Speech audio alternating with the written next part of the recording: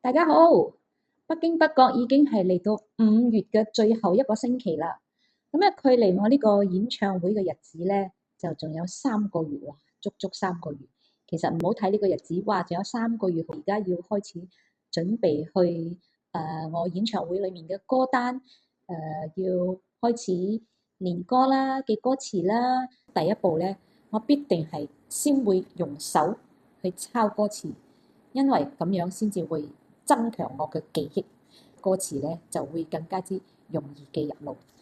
今日開始我就要逐啲就將呢啲歌咧就歌詞就寫喺我呢個歌簿裏面。之後咧咁就要慢慢一路去聽歌啦，要留意下點樣去唱法啦。而家就係要好努力嘅時候啦。咁除咗我日常嘅運動之外，最近都有接到啲工作，所以咧就會將啲時間啊就分配好。邊啲歌我要練先，邊啲歌我就要擺低先。咁當然啦，我而家要付出200%嘅努力去記我啲歌詞，先至係最重要嘅。好啦，我哋期待下一輪，咁我就有啲乜嘢會同大家分享啦。